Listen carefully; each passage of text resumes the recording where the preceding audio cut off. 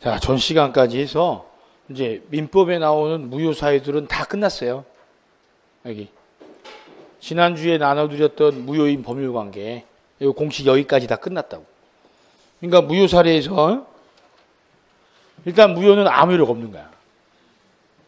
그럼 당사자 간에 아직 이행 전이면 이행할 필요 없어. 이거는 모든 무효의 공통점이고 외울 것도 아니고. 근데 이행한 후에는 언제든지 반환 청구할 수 있다고. 이게 모든 무효의 공통점이야. 근데 딱 하나, 사회질서 위반한 거. 이 위반자는 반환 청구 못해. 그러니까 당사자 간에 무효를 전제로 반환 청구할 수 있냐 없냐, 말소 청구할 수 있냐 없냐 물어보면 사회질서 위반자냐 아니냐로 답을 하셔야 되고, 이때 당사자 간에 반환 청구할 수 있을 때 제3자 관계가 발생하는 거고, 이때 이제 제3자 관계가 나오면 무효는 절대적 무효, 싹 다 무효가 원칙이요. 그냥 모든 제3자한테 다 주장할 수 있다고. 그런데 오늘 하신 둘째 시간에 했던 딱 두 가지, 여기 비통이 뭐요? 비진이 통정어의. 여기서 비는 비진이 표시임을 상대방도 알았거나 알 수 있던 무효를 전제로 하는 거예요. 그럼 비진이나 통정어여서 무효인 경우에는 서원이의 제3자한테 무효 주장할 수는 없다고. 그러니까 이게 여기까지 외워두시면 모든 무효인 민법 사례 문제를 100% 풀어요. 단 한 지문도 빠짐없이 100% 정확히 해결된다고. 이거를 1년 내내 외우시는 거야. 그리고 모든 무효 사례에다가 적용하시는 거야. 그럼 무효 사안이 시험에 나오면 일단 무효인 사유가 중요한 거죠. 사유. 그럼 당사자 간에 반환 청구할 수 있냐 없냐 물어보죠. 그럼 딱 하나요. 사회질서 위반자인지 아닌지만 하시면 되고. 제3자 관계 물어보면요. 비통인지 아닌지만 하면 되는 거예요. 그런 식으로 정리를 하셔야 돼. 이건 지금 끝나는 게 아니라 앞으로 계속 연습해. 그럼 1년 공부하면 이 정도는 외워지지 않겠어요? 한 달도 아니고 1년 하는데, 에? 무효 말이요, 무효. 무효 나왔어. 당사자 간에 반환 청구할 수 있냐 없냐 그러면 질서 위반인지 아닌지. 제3자한테 주장할 수 있냐 없냐 물어보면 비통인지 아닌지만 하면 되는 거예요. 그럼 사회질서 위반인지 아닌지 어떻게 알아요? 써있지. 비진이 통정어여서 무효인지 아닌지 어떻게 알아? 써있지. 그러니까 무효 사례가 나오면 무효 사유가 무엇인지를 정리하시는 게 중요하다고. 그리고 정리되면 이 공식을 적용해서 답을 하시는 거예요. 느낌으로 하는 게 아니라 공식으로. 그러니까 느낌으로 하지 않고 외운 공식대로만 적용해서 풀면 문장을 다 읽고 해석할 시험이 아니라고. 이게 습관되면 공부량이 많이 줄고 시간도, 문제 푸는 시간도 절약돼요. 그래서 원래 이런 식으로 정상적으로 1년 공부한 사람들은 1교시 민법하고 학개론 시험 보고 나면 20분에서 30분이 남는 게 정상이에요. 시간이 남아야 정상이라고. 합격한 사람들은 다 시간이 남았어요. 거의. 시간이 부족해. 그럼 뭔가 공부하는 방식과 문제를 접근하는 방식이 잘못된 거예요. 절대평가 시험이 부족하다라는 건 시간 부족은 심각한 문제가 있는 거라고. 공부 과정에 시험에 대한 본질을 모르고 한 거야. 그냥 책만 읽고 이해만 한 거야. 냅다 앞자 따서 외우기만 한 거라고. 그러니까 시간이 부족한 거예요. 문장을 다 읽기 때문에. 그럼 문장 다 읽는 사람들은요, 한 번 읽지도 않아요. 최소한 2번, 보통 3번 읽어요. 그러니까 시간이 부족할 수밖에 없는 거야.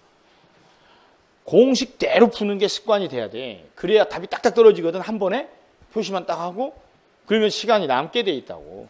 그거를 희망을 갖고 하세요. 그렇게 해줘. 내가. 마음이 열려있는 사람들은 내가 다 고쳐준다고. 됐어요. 저는 나만의 스타일, 본인 스타일로 하지 말라고. 자, 141페이지. 이제 취소사유 보십니다. 취소사.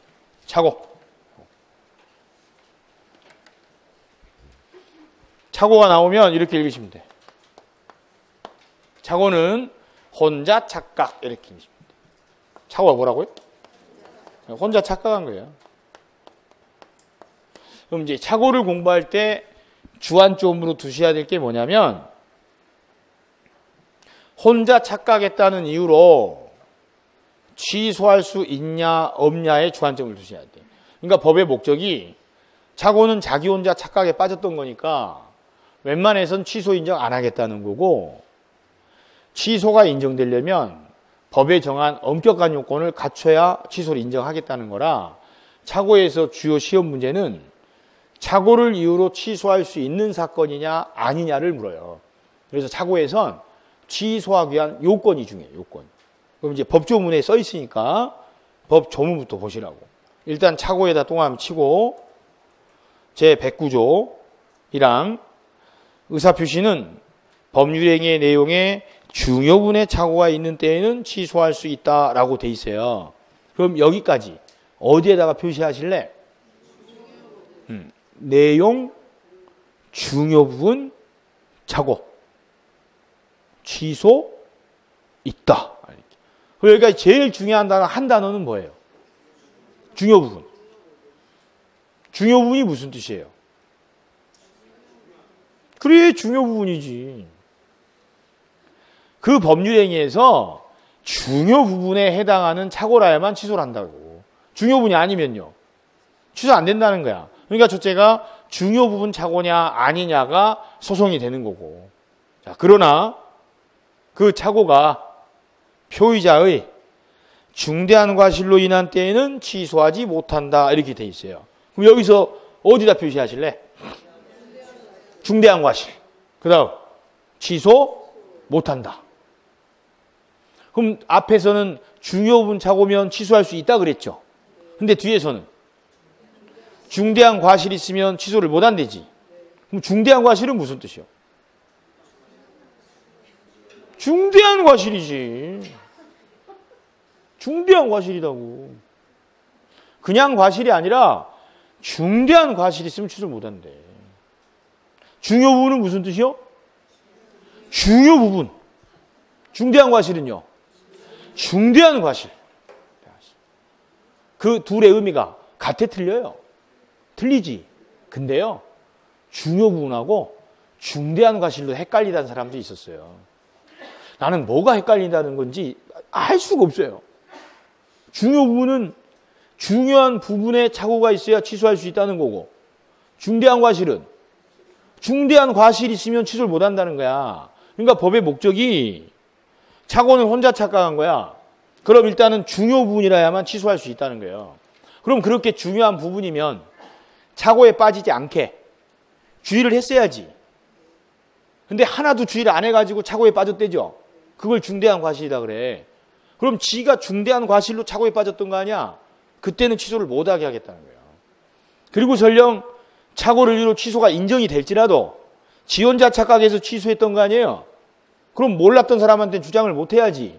그래서 이 항에 취소는 선의의 제3자에게 대항하지 못한다라고 비정상적 의사표시에 공통으로 나오는 내용이 또 나오는 거야.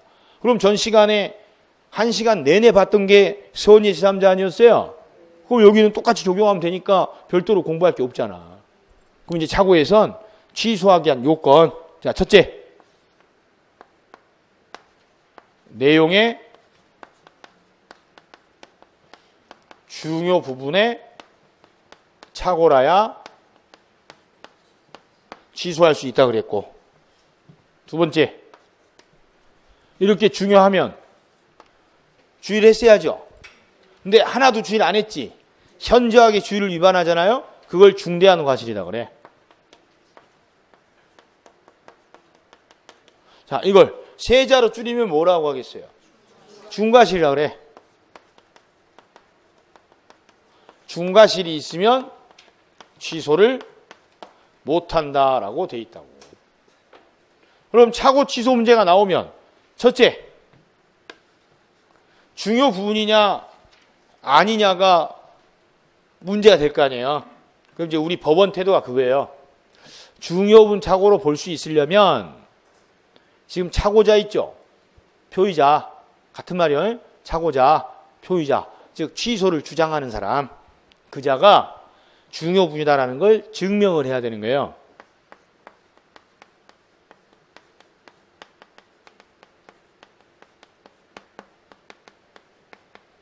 중요 부분입니다라는 걸 이 사람이 입증해야 취소할 수 있다고. 그러니까 입증, 증명이라는 건 무효나 취소를 주장하려는 자가 증명을 해야 된다 그랬잖아요. 얘가 증명을 해야 돼.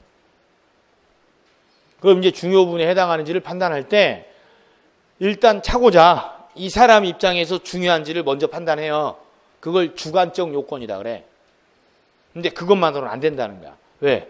차고자 입장에선 자기는 중요하다고 주장을 할 테니까 그 주장만으로는 안 되고 일반인, 이 사람이 아니라 여러분, 일반적인 평균적 지식을 가진 사람, 평균인, 일반인을 기준으로 야 보통 사람들도 이 정도는 중요분으로 봐야 되겠다라고 해야만 중요분 인정돼. 그걸 객관적 요건이다 그래요.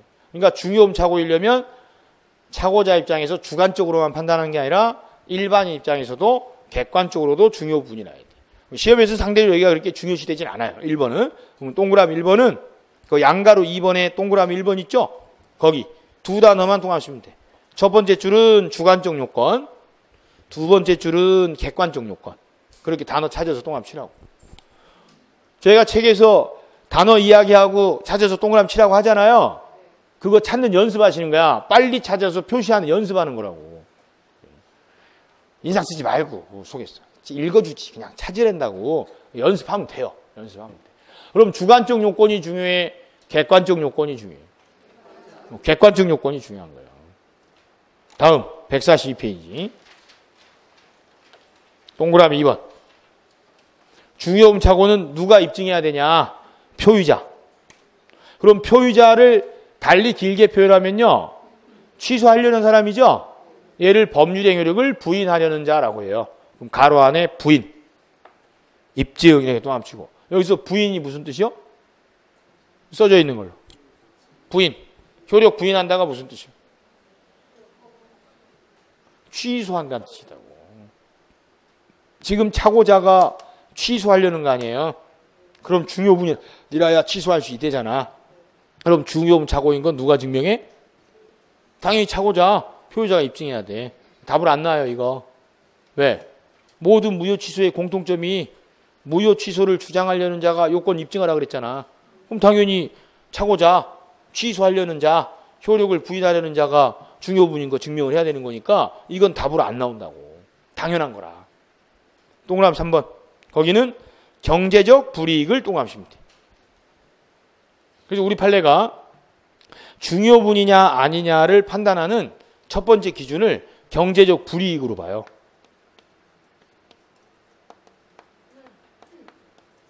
야, 경제적 불이익을 두 자로 바꾸면 뭐라 그래요? 경제적 불이익을 두 자로 하면 손해지 손해. 그러니까 판결 취지가 지원자 착각해가지고 법률 행위를 했죠. 근데 그 행위로 인하여 착오가 있었지만 경제적 불이익이 없어. 손해가 발생하지 않아. 그럼 지원자 착각했는데 그로 인한 손해도 없지. 그럼 취소할 정도의 중요분은 아니다는 거야. 그러니까 최소한 경제적 불이익이 발생하는 경우라야 중요분일 가능성이 있고 경제적 불이익이 없다면 중요분 착오로 볼 수는 없다는 거야. 그래서 3번이 시험에 자주 나와. 그러니까 경제적 불이익이 없다면 중요분 착오일 수는 없다는 이야기야. 야, 그 예로 이제 여러 가지 판례들이 있지만 지금 이제 착오 취지만 알면 되니까 그 동그라미 4번 있죠? 거기 현황 경계에다가 동함 치고 가로 안에 예 나오잖아요. 거기 농지하고 하천에다가 동하십니다. 같은 판례요. 매수인이 농지 매매를 했어요. 그래서 농지가 전부가 경작 가능한 걸로 믿고 농지 매매를 했다고. 근데 매매 계약할 당시에는 그 인근 하천에 물이 그렇게 많이 들어찬 상태가 아니어가지고 누가 봐도 농지 전체가 경작 가능한 걸로 보였기 때문에 매매를 했던 거야. 그리고 계약한 이후에 다시 가봤더니 하천에 물이 좀 들어찼더라고. 벼 2개 남고 다 잠겨 있더라는 거야. 이게 현황, 즉 현재 상황, 경계, 농지와 하천 간의 경계에 관한 착오다는 뜻이에요. 그래서 짧게 나올 때는 토지의 현황, 경계에 관한 착오 이렇게 나오고 길게 나올 때는 구체적인 예시로 농지, 하천 이렇게 해서 사안이 나와요. 같은 사례야. 이건 우리 판례가 겁나게 중요하다고 본 거예요. 중요분 착오다라고. 그럼 이제 양가로 3번 중대한 과실에다가 표시하고 취소 못한다 이렇게 표시하고 그 양가로 3번 제목에다가 그럼 중대한 과실이 있으면 취소를 못한다고 돼 있잖아요. 그럼 이제 이 중대한 과실의 의미가 우리가 이제 배운 용어가 선의하고 악의가 있고 이 선의가 무과실하고 과실로 나뉘었잖아요. 그럼 여기에다가 착오를 적용하면 착오는 행위할 당시에 알고 한 거예요? 모르고 한 거예요? 몰랐으니까 착오 아니에요? 그러니까 착오는 선의를 뜻하는 거야. 악의는 착오일 수가 없지. 알았던 건 착오가 아니니까. 그럼 이제 법에서 볼 때 이렇게 본 거예요. 착오란 일정한 사실을 모르고 착각에 의해서 한 거니까 대부분 주의를 하지 않았기 때문에 착오에 빠질 거라는 거지. 주의를 다 했다면 착오에 잘 안 빠질 거라는 거예요. 그럼 과실이 있으면 취소를 못한다라고 해버리면 중요분 착오일지라도 자기가 알아보지 않고 주의를 안 했기 때문에 몰랐다면 취소를 못하게 해버리면 대부분의 착오는 과실 때문에 취소를 못하게 될 거라는 거야. 그럼 취소 가능성이 거의 없어져요. 그래서 이 경우에만 착오의 경우에만 이 과실의 정도를 둘로 나눈 거예요. 경과실과 중과실로. 그러니까 일반적으로 모든 법률 관계는 경과실, 중과실, 이 과실, 주의 의무를 위반한 정도가 좀 차이가 있죠. 약간 주의를 위반한 사람이 있고 현저하게 주의를 위반한 사람이 있는 거 아니냐고. 우리가 교통사고 손해배상 책정할 때 과실 비율 따지잖아요. 중대한 과실인지 아닌지를 그에 따라 과실 비율을 조정해. 그런데 민법에서는 현저하게 주의를 위반했냐 또 통상의 주의를 위반했냐 안 따져. 대부분의 법률관계는 주의를 했냐 안 했냐로만 따져요. 그게 과실이야. 그런데 딱 하나 착오에서만 취소 여부를 판단할 때 과실의 정도를 따져. 그래서 통상의 주의를 위반한 것만으로는 취소를 인정해주고 현저하게 주의를 안 한 거, 현저하게 주의를 위반한 중과실만 취소를 못하게 하겠다라고 법을 만든 거예요. 그래서 착오의 가장 큰 특징은 중과실이야. 이 중대한 과실, 중과실 있죠? 이 개념은 민법에선 착오에만 나오는 유일한 고유명사야. 그러니까 중과실이 민법 시험에 나오죠? 그럼 무슨 사건이야? 다 착오 사건이야. 이 중과실이라는 표현은 민법에선 착오 이외엔 아예 나오는 용어가 아니에요. 그러니까 모든 법률 관계는 중과실, 경과실 안 따져요. 똑같이 취급해. 근데 어디에서만 달리 취급해? 착오에서만. 그러니까 중요분 착오면 경과실이 있었어도 취소는 인정하고 중과실일 때에만 취소 인정 안 하겠다는 거야. 그러니까 현저하게 주의를 위반한 경우, 단 하나도 주의를 안 한 경우, 조금이라도 주의를 기울였다면 착오에 빠지지 않았을 경우에는 취소 인정 안 하고 그렇지 않은 경우에는 취소를 일단 인정해 주겠다는 거야. 그게 중과실의 의미야. 그러니까 이 중과실 개념은 답으로 안 물어봐요. 중과실은 그대로 읽으시면 돼. 중과실이 무슨 뜻이요? 중대한 과실. 통상 과실이 아니라 중대한 과실. 현저하게 주의를 위반한 경우. 정말 조금만이라도 주의를 했더라면 알 수 있었는데 그조차도 주의를 하지 않은 사람. 그럼 전적으로 착오에 빠진 이유가 누구 책임이요 이거는? 표의자, 착오자 지책임이잖아. 이땐 취소 인정 안 하겠다는 거예요. 그 다음 더 중요한 게 이거야. 모든 무효 취소에선 무효 취소를 주장하는 자가 증명하라 그랬잖아요. 그런데 좀 전에 법조문에서 봤듯이 법에 이렇게 돼 있었어요. 중요분 착오면 취소할 수 있다. 단 중대한 과실로 인한 때에는 취소 못한다라고 돼 있었잖아요. 법이. 입증 책임은 법률 규정대로 하는 거예요. 주장하는 자가 증명해야 돼.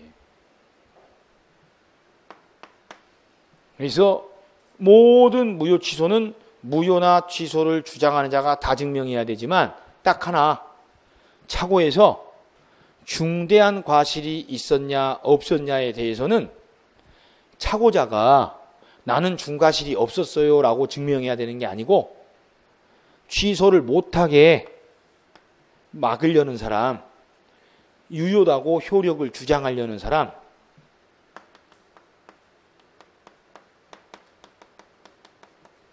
상대방이 입증하도록 돼 있어. 그래서 우리가 입증 책임을 외울 때 1년 동안 그렇게 외워요.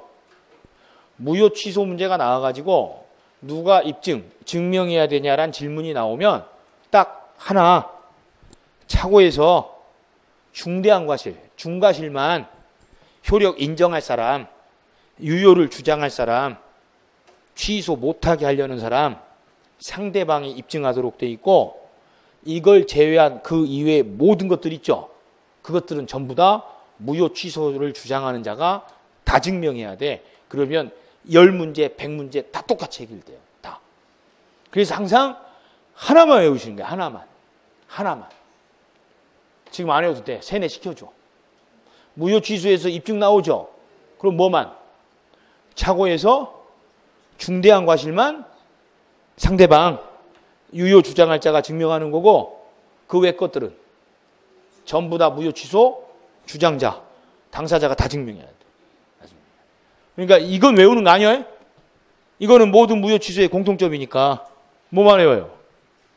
중과실. 이에 대한 입증 책임 상대방이 있다만 외워요. 이렇게.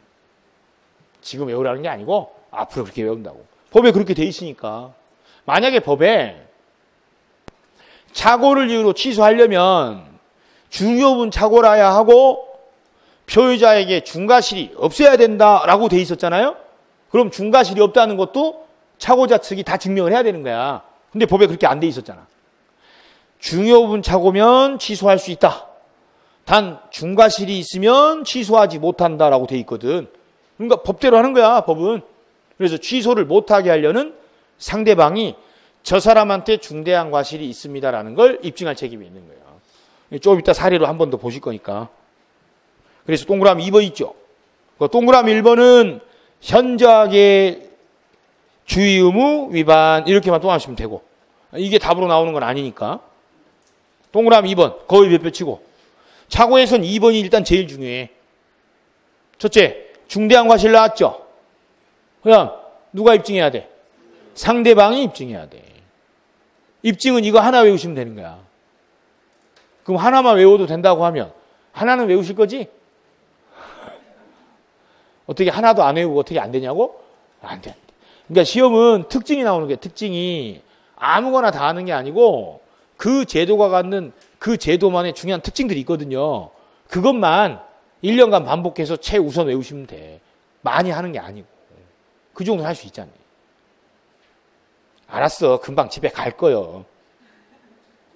자, 동그라미 3, 4번 같이 묶어서 둘이 비교해서 한번 보시게. 실제 판례니까.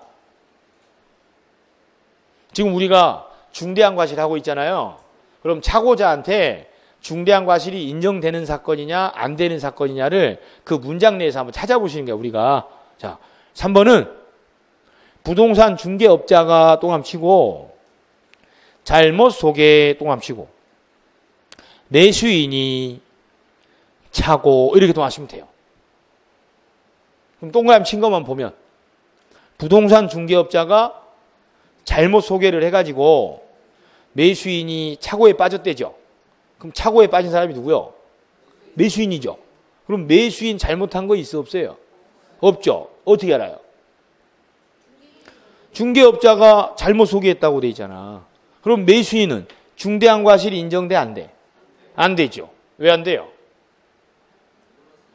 중개업자가 잘못 소개한 거지 매수인이 잘못한 게 아니니까. 됐잖아요. 그러니까 중개업자 말을 믿고 차고에 빠진 매수인은 중개업자가 부동산 전문가니까 그 말 믿을 수밖에 없다. 그럼 매수인은 아무 잘못 없다. 중과실이 인정되지 않는다. 그 뜻이라고. 그 뜻이야. 그 다음 4번은요. 공장을 경영하는 자 똥함 치고 지금 누구래? 공장을 경영하는 자래. 그 다음 거의 두 번째 줄. 공장에서 공 앞에다 가로를 열고, 가로를 열으란 이야기는 뒤에 가서 닫을 거니까, 공장을, 이 문장, 여기다 이렇게 가로를 열으라고. 그리고 이제 뒤에 가서 닫을 거예요. 문장이 기니까. 공장을 건축할 수 있는지 여부를 관할관청에 알아보지 않았다까지. 누가? 주어가 뭐였어요? 공장을 경영하는 자죠. 근데 이 공장을 경영하는 자가 공장 부지를 매매한 거예요. 근데 그 땅이 공장을 못 짓는 땅인 거야. 그럼 착오죠. 근데 알고 보니까 공장을 경영하는 자가 공장 부지를 매매하면서 미리 그 땅이 공장 설립이 가능한지 여부를 알아보지 않았다는 거야. 그럼 잘못한 거 있어 없어요? 있잖아. 이건 중과실에 해당한다 그 말이에요. 자, 여러분은 공장 경영해 본 적 있어 없어요? 없어. 그럼 공장 부지 매매한 적 있어 없어요? 없어. 그럼 어느 땅이 공장 부지로 쓰일 수 있는지 없는지 알아보는 절차 있죠? 어디 가서 알아봐야 되는지, 어떻게 알아봐야 되는지 알아요, 몰라요? 어? 자기가 아는지 모르는지를 몰라요? 일반인은 잘 모를 거 아니에요? 일반인은 잘 모를 거 아니야. 공장 경영해 본 적도 없고 무슨 부동산 공법 배운 적도 아직 없어서 용도 지역 지구에 따라 설립 여부가 가능한지 불가능한지 일반인들 잘 몰라. 심지어는 담당 공무원도 애매한 답을 할 때도 있어요. 근데 이 사람은요?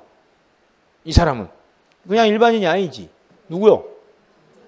공장을 경영하고 있는 사람이잖아. 그럼 얘는 그 전에 공장 부지를 매매한 적이 있을 거 아니요? 지금 이 공장 경영하고 있으니까. 그럼 공장 부지로 쓰일 수 있는지 없는지 알아보는 방법 알아 몰라? 알 거 아니야. 판사가 볼 때는 알 걸로 봐야 될 거 아니에요. 근데 안 알아봤대.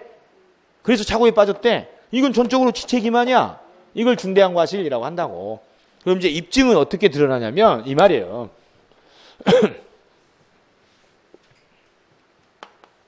이 소송은 이렇게 된 거야. 둘이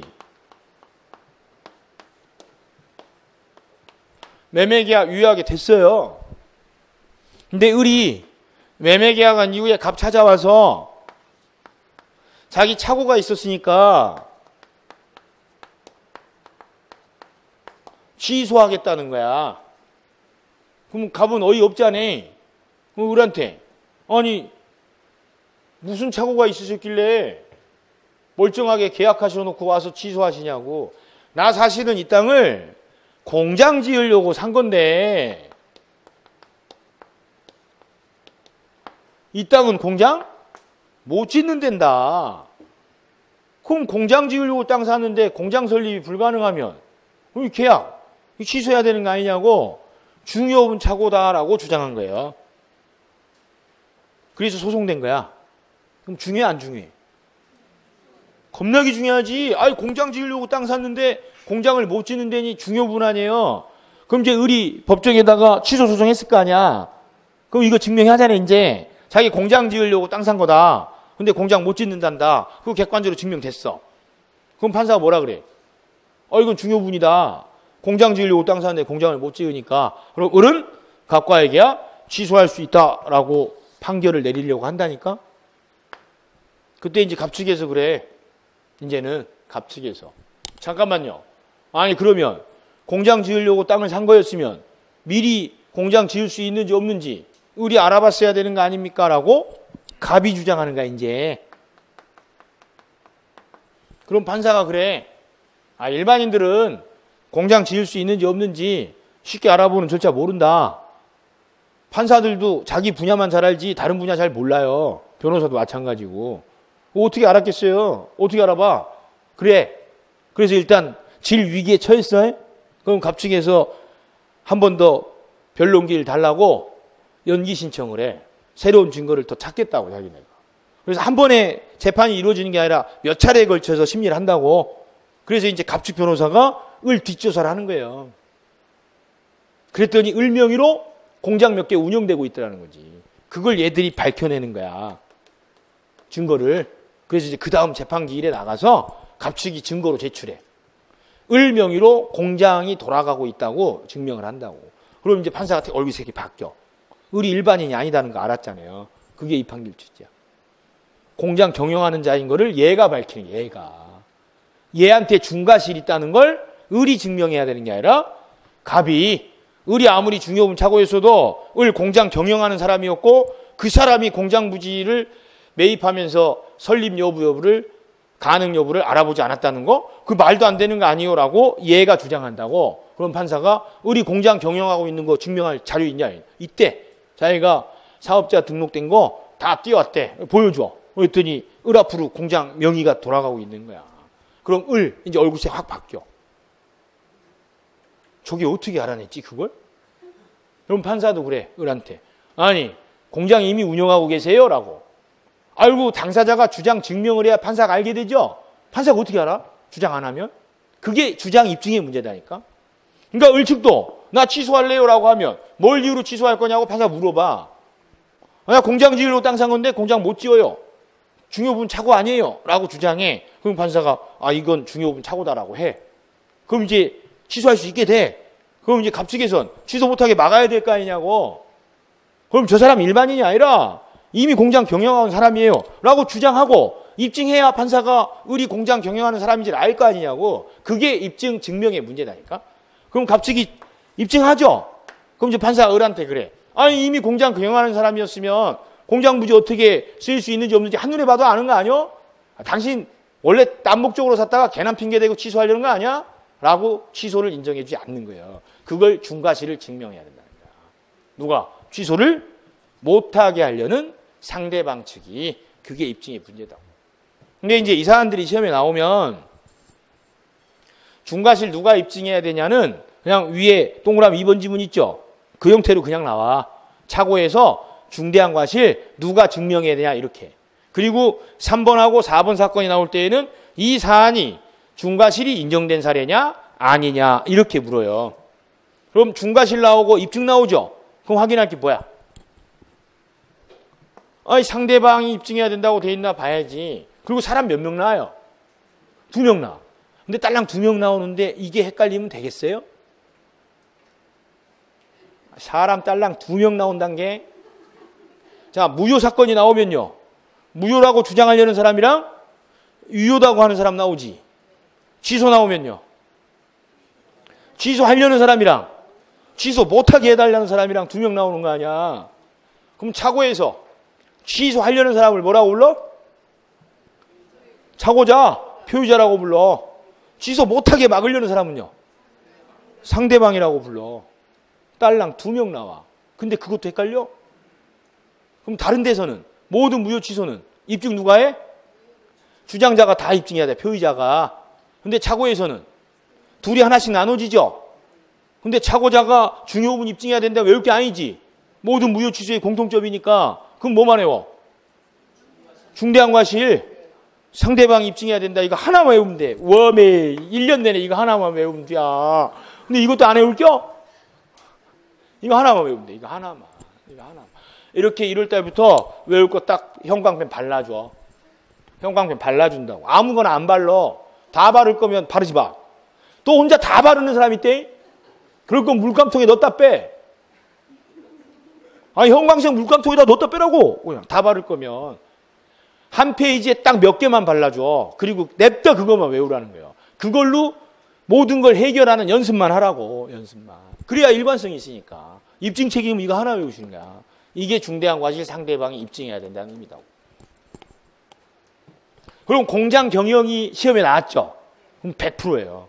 공장 경영이 들어있으면 착오에서 중대한 과실 인정된 판례인 거야. 그렇게 공부를 해야 돼. 그러니까 이 판례에서 이 단어 나오면 여기에 나오는 고유한 판례다라는 게 딱 정해져 있어야 돼. 그럼 착오에서 공장 경영 딱 보였죠? 그럼 2줄, 3줄 문장을 읽을 필요가 없는 거야. 뭐만 확인해? 중대한 과실 인정된다라고 돼 있나만 확인하는 거예요. 시험 공부는 그렇게 하시는 거야. 이거를 공장을 경영하는 자가 공장 부지가 협소하여 공장을 설립하기 위해 토지를 매수하면서 공장 설립 가능 여부를 관할관청에 알아보지 않았다면 이렇게 읽는 게 아니라 초등학생 국어책 읽듯이 읽는 게 아니고 공장 경영 보자마자 차고에서 중과실이 인정된 사건 나왔구만 하고 끝에만 확인하는 식으로 공부를 해야 돼요. 그러면 20, 30분 시험 시간 남아요. 그거 연습하시는 거야. 희망이 보이지 않아요? 좀 보여야 돼. 아니에요. 저는 선생님처럼 그렇게 날라리처럼 건너 못해요. 저는 꼼꼼해서. 성격 고치세요. 성격 고치세요. 그 꼼꼼한 성격 오래 걸려요. 오래 걸려. 그리고 식구들 좀 살펴보세요. 식구들은 뭔 죄를 진 거야 도대체. 엄마 아빠 공부하느라고 발 뒤꿈치 들고 다녀야 되고 놀러도 못 가고 맨날 짜장면이나 시켜 먹고 이번에 끝내자고. 1년 내에 끝내게. 내년에 확실하게 끝내게. 시험, 민법 겁나게 어렵게 나오는데 옛날 사법시험 수준으로 나오는데 상관없어요. 그래도 합격해요. 이런 식으로 공부하면 아는 거 몇 개 안 돼도 60점대 맞아요. 아무리 어려워도 무조건 합격해. 눈에 띄게 하면. 눈에 띄는 것만 풀고 안 띄는 건 안 풀면 되니까. 문제 어렵게 나왔어요. 그거를 읽은 사람은 어렵죠. 문제가 어려운 문제가 나왔어. 거의 처음 보는 사례가 나왔다고. 그거 읽은 사람은 어렵잖아. 안 읽으면요. 안 어렵잖아. 아니 눈에 띄는 단어 없으면 안 풀면 되잖아. 그거 안 풀어도 합격하죠. 아니 민법 개론 합쳐서 32개까지 틀리면 합격한다고 그랬잖아.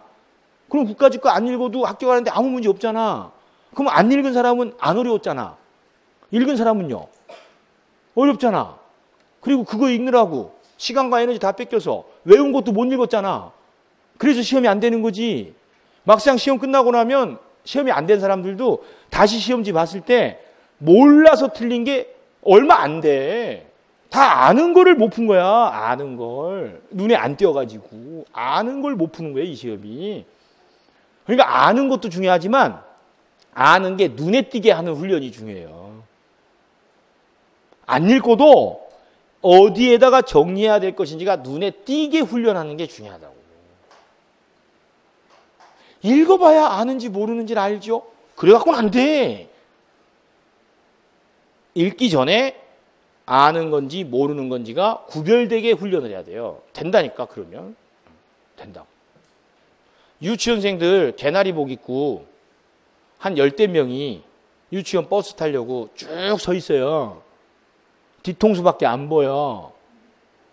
자기 애인지 아닌지 알아요, 몰라요? 알아요. 어떻게 알아요?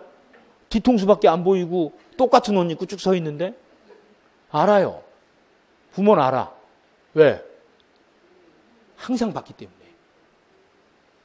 사소한 몸짓, 서 있는 폼, 머리카락 한 줌만 봐도 내 새끼인지 안다고.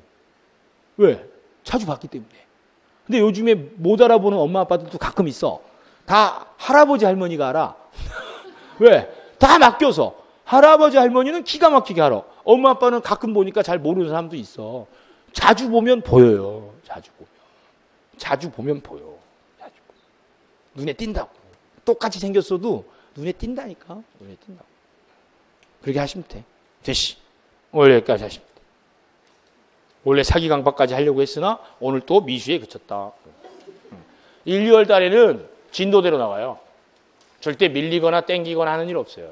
근데 인문 강의 때는 하나라 또 정확하게 아는 게 중요하지 뭐 진도 나가고 많이 아는 게 중요한 게 아니니까 처음 공부하실 때 민법 총칙이 제일 어렵게 느껴지거든요. 총칙이라. 그래서 인문 강의 때는 총칙에 대해서 자세히 할 거고 뒤에 물권 계약법은 용어 정리 정도 하고 끝나고 마지막 8주차 때는 앞으로 1월 달 이후에 공부하는데 꼭 알고 있어야 내용을 쉽게 받아들일 수 있는 용어 정리만 하루 딱 할 거예요.